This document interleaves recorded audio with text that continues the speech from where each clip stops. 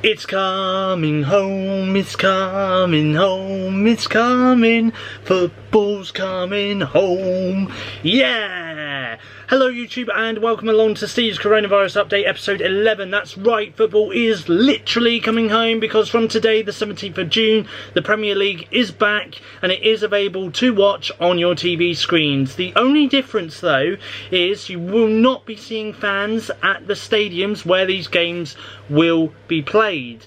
So obviously there will not be any fans. These games will be played but played behind closed doors. And of course they are urging fans to stay at home, do not go to any of the stadiums and just enjoy the game from home. So there we go. That's why I literally sung It's Coming Home, you know, the 3-line song at the very beginning of this YouTube video. Anyway, I'm going to tell you the games that are going to be happening between now and the 21st of June, okay? So from today, the 17th of June, this is today's games. So we've got Aston Villa versus Sheffield United, kick-off at 6. Man City and Arsenal kick off at 8:15, and then on Friday the 19th you've got Norwich City and Southampton at 6. Tottenham and Man United at 8:15. That's the kick-off time for that. Saturday this weekend, the 20th of June, you've got Watford and Leicester City. That's at 12:30, the kick-off. Brighton and Arsenal, that's at 3 o'clock kick-off. West Ham and Wolves is at 5:30. Bournemouth and Crystal Palace, that's at 7:45 kick-off. And then finally, on Sunday, the 21st of June, you've got Newcastle and Sheffield United at 2 o'clock. Aston Villa versus Chelsea at 4:15, sorry. Everton and Liverpool at 7 o'clock. And then obviously all the other games you will be able to look at via Google or wherever else you want to have a look at. So that's the first thing that I wanted to talk about in this video. The second thing I wanted to talk about is there is a major breakthrough in terms of the coronavirus treatment. Now this isn't a vaccine, this isn't going to cure coronavirus at all, but there is a drug which can reduce the death rate. So the drug is called Dexamethasone, and we are going to take a look now at this little article by Sky News as to what it is, what the side effects are, etc, etc. So let's have a look. So the discovery of the common steroid Dexamethasone as a treatment for coronavirus has been hailed as a major breakthrough. Having been available for decades, it is relatively cheap and readily available. But what is the drug's history? What did research around its effectiveness in COVID-19 patients actually find, and what are its possible side effects? Well, Sky News has looked at the drug Boris Johnson's hailed as cause to celebrate, and the professor leading the trial called quite remarkable. So what is dexamethasone and what has it been used for until now? It is a widely used steroid drug known as a corticosteroid, which works to reduce inflammation. In use since the early 1960s, it treats a range of conditions including rheumatoid arthritis and asthma. The drug can work to prevent the immune system from destroying blood platelets in people with blood disorders, and is also used in end-of-life care. People with a brain tumour may also be prescribed dexamethasone to reduce swelling around the tumour. So what did the study on coronavirus patients find? So a total of 2,104 patients received 6 milligrams of dexamethasone once a day by mouth or intravenous injection for 10 days. Researchers then compared their outcomes with those of a control group of 4,321 patients. They found that over a 28-day period, the death rate among patients requiring ventilation was 41%, and for those needing oxygen, it was 25%. The figure was 13% among those not requiring respiratory intervention. However, there was no change in deaths among patients who did not require respiratory support. So how much does it cost? It is relatively cheap, with researchers putting the cost of a course of treatment for 8 people seriously ill with coronavirus at £40. Dexamethasone is also available globally at cheap prices, allowing lower income countries to benefit. So what are the potential side effects? The UK's National Institution for Health and Care Excellence, which is NICE, lists the following conditions as common or very common side effects of all corticosteroids, including dexamethasone. So anxiety, behaviour abnormal, cataracts subcapsular, cognitive impairment, Cushing syndrome, electrolyte imbalance, fatigue, fluid retention, gastrointestinal discomfort, headache, healing impaired, hirsutism, hypertension. You've also got increased risk of infection, menstrual cycle irregularities, that's for women, mood altered, nausea, osteoporosis, peptic ulcer, psychotic disorder, skin reactions, sleep disorders, and weight increase. Some more uncommon side effects include increased appetite, eye disorders, heart failure, seizure, tuberculosis, reactivation, and vertigo. There's a lot of long words here, I will admit. So further warnings around side effects centre on increased risks associated with prolonged therapy with corticosteroids, which is unlikely to be the case with patients suffering from COVID-19. However, those taking corticosteroids are advised to take special care to avoid exposure to chickenpox unless they have previously had the illness, and measles, both of which are believed to place a patient at greater risk. The NICE guidance also says systemic corticosteroids, particularly in high doses, are linked to psychiatric reactions including euphoria, insomnia, irritability, mood lability, suicidal thoughts, and behavioural disturbances as well. So that is the side effects. That is a little bit about what dexamethasone is. Of course, it is a life-saving treatment for those who are suffering who are becoming seriously ill with coronavirus. So that's one good thing that's come out of this last week, is there is a major breakthrough drug out there which, okay, doesn't cure COVID-19, you know, it doesn't stop people from contracting it at all, but it is there to help. If you do become seriously ill, you will be able to take this drug, and there is less chance of you dying from this awful virus, which is a huge step, and is a positive step as well, I do believe. So that's one good thing that has come out of this week, which is good. So supermarkets this week have reopened around the UK. Obviously they reopened on June 15th, which was a couple of days ago at the time of recording this video. And obviously there has also now been another thing as well which has happened on public transport, where you need to wear one of these. This is my very own face mask. I got this face mask last week. I bought this on eBay. It's just very easy to put on.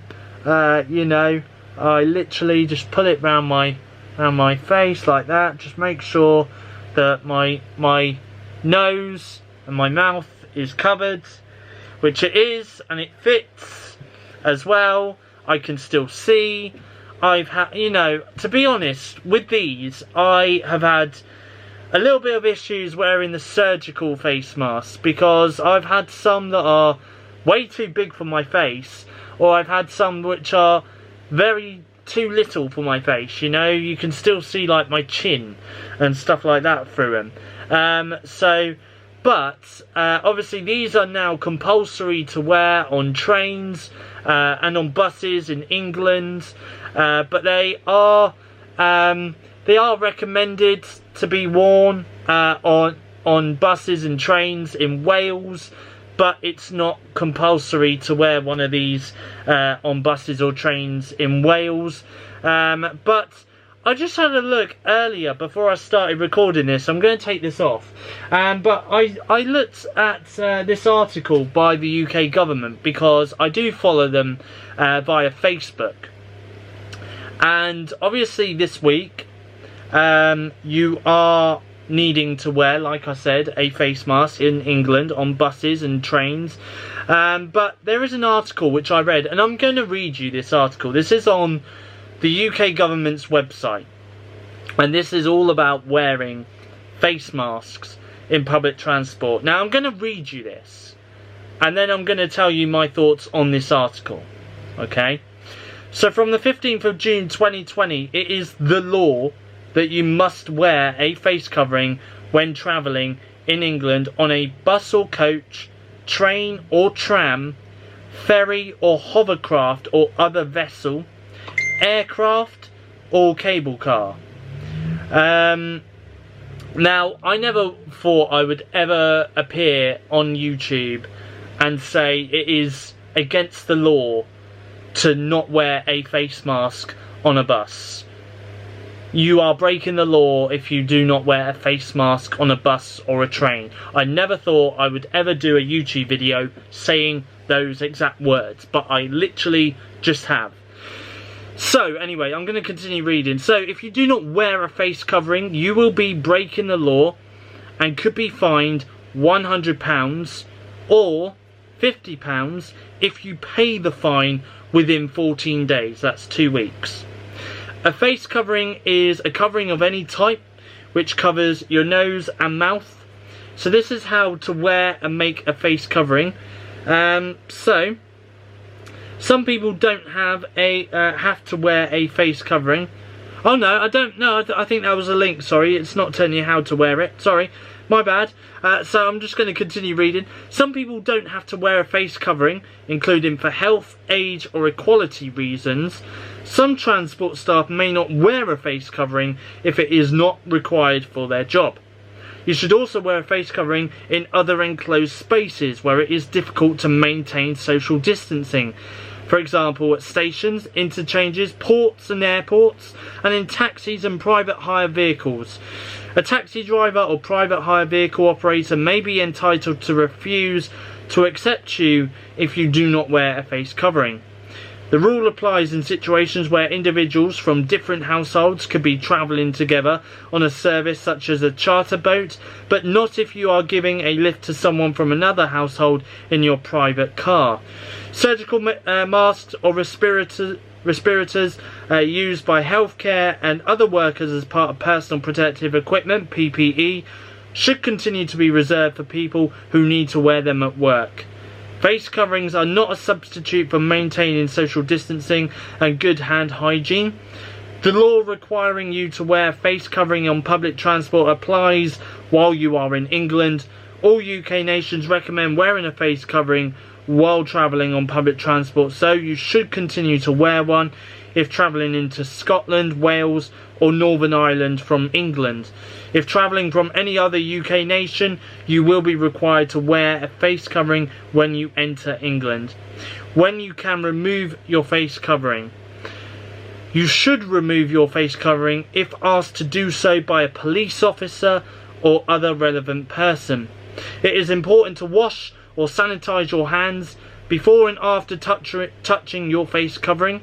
For longer journeys, take more than one face covering and a plastic bag for used face coverings. You do not need to wear a face covering if you have a reasonable excuse not to.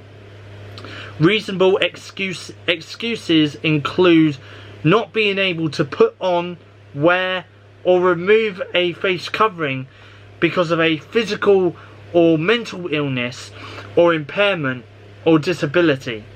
If putting on, wearing or removing a face covering will cause you severe distress, if you are travelling with or providing assistance to someone who relies on lip reading to communicate, to avoid harm or injury or the risk of harm or injury to yourself or others, to avoid injury or to escape a risk of harm and you do not have a face covering with you, to eat or drink but only if you need to take medication, or if a police officer or other official requests you remove your face covering. Now you're probably wondering why I'm smirking, why I'm laughing. It's just because some of these excuses, do you really need to Literally, do you really need to eat or drink on a public transport? Come on. Okay, drinking is fine. Really? Come on. I hardly eat on public transport. Okay, I may take a sip of water or whatever I'm drinking, but not to eat. Anyway, that's why I'm smirking all throughout this. So, walking and cycling. So, walk or cycle if you can. This will reduce pressure on public transport and the road network. Your local council can help you plan your journey by providing maps showing dedicated paths and routes. Where possible, keep 2 meter distance from others, for example when waiting at crossings and traffic lights. Wash your hands for at least 20 seconds or sanitize your hands before and after cycling. Consider making a list of items to take with you. Private cars and other vehicles. So plan your journey. Plan your routes, including any breaks before setting out. Routes may be different as local areas make changes to enable social distancing. Check that your vehicle is safe and roadworthy if you haven't used it for several weeks. You should wear a face covering in an enclosed space where social distancing isn't possible and where you will come into contact with people you do not normally meet. Take care to use face coverings properly. Consider making a list of items to take with you. So let's take a look now at car sharing. If you normally share a vehicle with people from other households for essential journeys, we recommend you find a different way to travel so that you can maintain social distance. For example, consider walking, cycling or using your own vehicle if you can. If you do have to travel with people outside your household, try to share the transport with the same people each time. Keep to small groups of people at any one time. Open windows for ventilation. Face away from each other. Consider seating arrangements to maximise distance between people in the vehicle. Clean your car between journeys using standard cleaning products. Make sure you clean door handles and other areas that people may touch. Ask the driver and passengers to wear a face covering. So on your journey, expect more pedestrians and cyclists, especially at peak times of day. Where possible, allow other road users to maintain a 2 meter social distance. For example, give cyclists space at traffic lights. Limit the time you spend at garages, petrol stations and motorway services. Try to keep your distance from other people and if possible, pay by contactless. Wash your hands for at least 20 seconds or sanitize your hands often and always when exiting or re-entering your vehicle. Completing your journey. When finishing your journey, wash your hands for at least 20 seconds or sanitize your hands as soon as possible. And public transport. So a face covering is a covering of... I'm pretty certain I have read all this. Hold on one sec. I've read all that bit. I don't know why it's repeated itself. Why has it repeated itself? It's technically repeated itself. Hold on, I don't think I've covered this though. Children on public transport. When travel is necessary, consider whether children could walk or cycle accompanied by a responsible adult or carer where appropriate. Social distancing applies to children as well as adults. Children should keep a 2 meter distance from others who are not in their household. While on public transport, if this isn't possible, children should avoid physical contact. Face away from others. Keep the time spent near others as short as possible. Children under the age of 3 should not wear face coverings. Children aged from 4 to 11 can wear face coverings, but they are not required to. If you are the responsible adult or carer travelling with children, please help them minimise the surfaces they touch. Maintain their distance from others.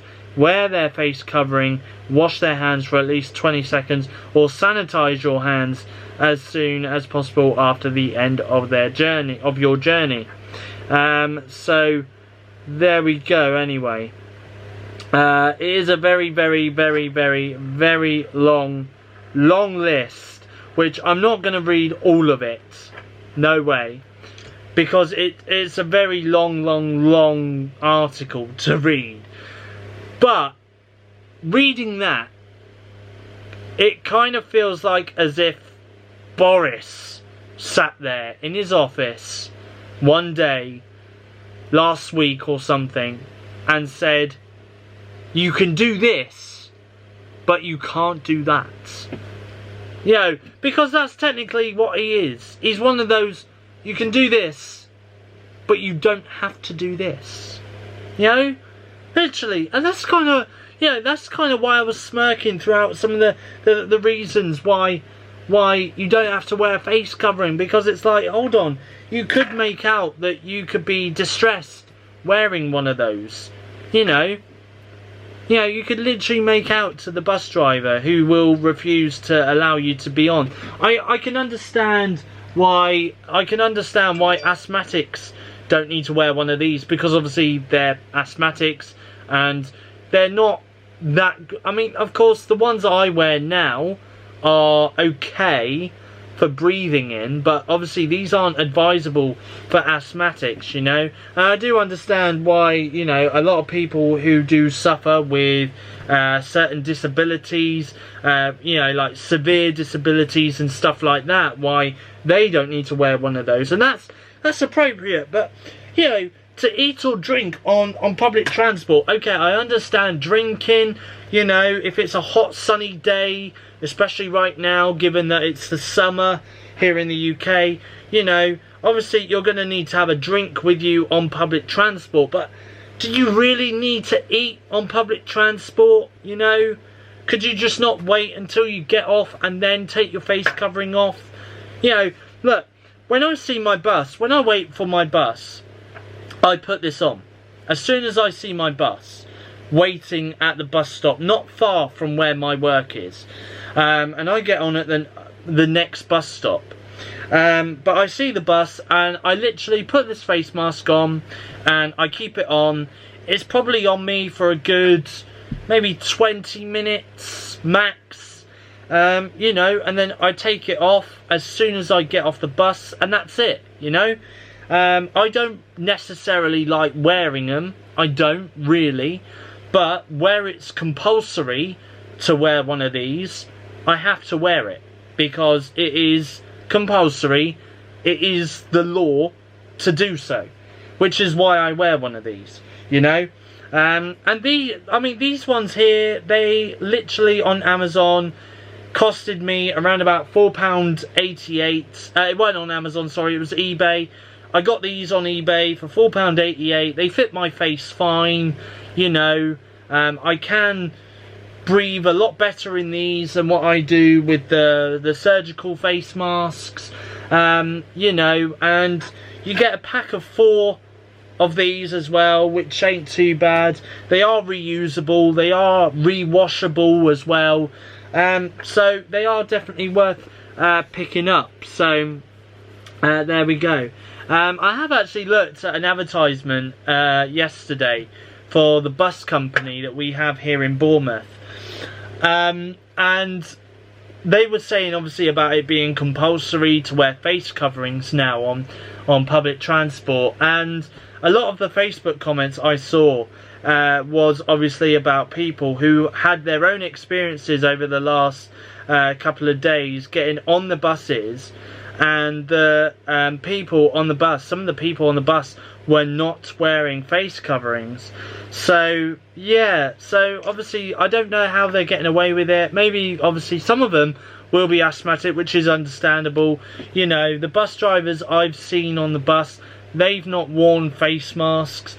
Obviously I don't think they are actually required to wear face masks, but I would have thought they would need to, though, given that they would be setting an example for customers, and you know, just so it reminds customers that they need to wear face masks when boarding buses and stuff like that. So there we go. So yeah, that's just my thoughts really on the face covering situation and stuff like that. So yeah, that's pretty much it. And obviously zoos have begun reopening this week as well. There are some other shops, by the way, that haven't reopened at the moment. So obviously if you are looking at going into like your local shopping centre and stuff like that, then just bear in mind that some stores are still remaining closed at the moment, but they will reopen when it is safe. It is safe to do so. So yeah, there we go. What I do want to say, actually, I want to talk about McDonald's, and I didn't mention this last week during my 10th episode of the coronavirus update, but last week 800 drive-through restaurants reopened, and it sucks because I still want a McDonald's. I'm literally craving McDonald's, and I really cannot wait for my first McDonald's, honestly. And I do have a feeling that, you know, my weekly vlogs are coming back very soon to my YouTube channel. So, you know, as soon as I get my hands on a McDonald's, you guys are literally going to see me enjoy a Big Mac or maybe some chicken nuggets or something like that, honestly, because I really cannot wait for my first McDonald's since, I don't know, since around about February. When was the last time? I must know, March. March was the last time I had a McDonald's. It was a McDonald's breakfast I had in March. But even that, even I miss a McDonald's breakfast every now and then. So anyway, so yeah, 800 drive-through restaurants of McDonald's have reopened now. None of them are in Bournemouth because we don't have any drive-through restaurants for McDonald's.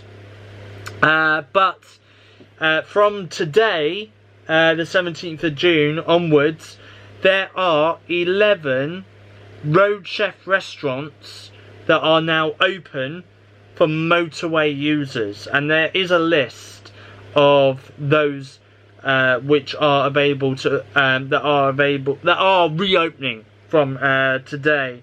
So, and obviously you can't sit in and eat. You still have to take your food and drink and that away with you. But these are the list of motorways where you can find a McDonald's here in the UK.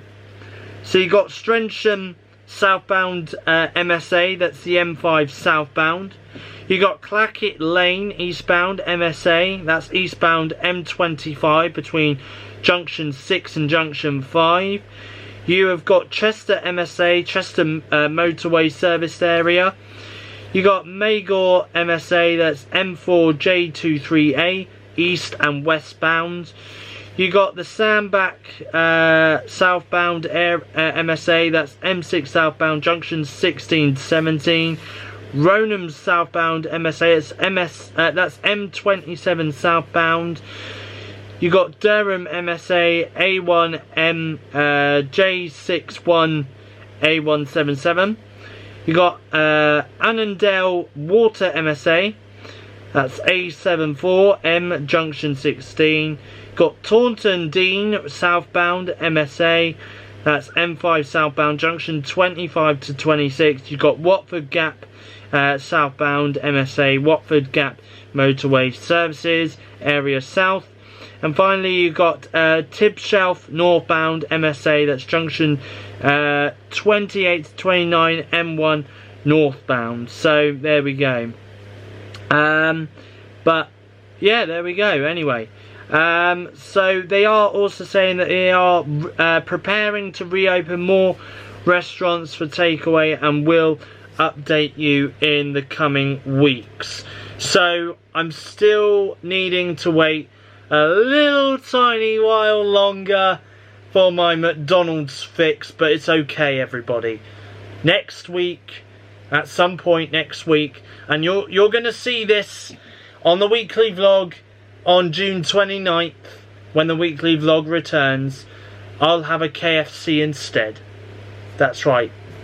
That's right, McDonald's. Stuff your service for now. I'll leave you guys for now. You know, I'll take my business to KFC, where they're open. Even though they're still open for takeaway, I'm still fine with that. I'm more than happy to go and sit in the sunshine next week and enjoy my KFC. Enjoy my mega box from KFC. Anyway, so there's a little update for you in terms of McDonald's. I'll tell you also as well, while I'm at it, because there's still going to be a coronavirus update next week, obviously, as well.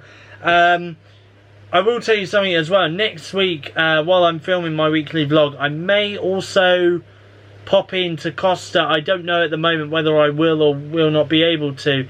Well, it depends how things go. I do know, because obviously where I live, obviously there's a Costa quite local to me which isn't open at the moment, but I am hoping and praying that they do reopen at some point over the coming weeks. I do hope it could be next week, but I'm not giving my hopes up at the moment, you know. So it is going to take a little while longer for some takeaway shops to reopen with social distancing in place. Stuff like that. So we'll just wait and see on that, but definitely next week there will be a KFC that you guys will be able to watch me enjoy eating on June 29th when my weekly vlog comes out. That is for sure. So there we go. I think that is pretty much everything that I wanted to talk about this week. So yeah, I'm going to wrap this video up here. So thank you all for watching. I hope you did enjoy this video. Please hit the like button and don't forget to subscribe to my YouTube channel as well for more future updates on my YouTube channel, SteveOfficial. Do join me on Friday this week. That is the 19th of June. Yes, the 19th of June, when I will be taking a look back at the PS5 reveal event that took place on June 11th at 9 PM. I'll be doing the I'll be taking a look at the entire 1 hour and 16 minutes of that reveal event for you, and I'll be talking all the games that were announced and everything else. Okay, but from me though, it's goodbye. Thank you for watching, and I will see you guys in my next YouTube video.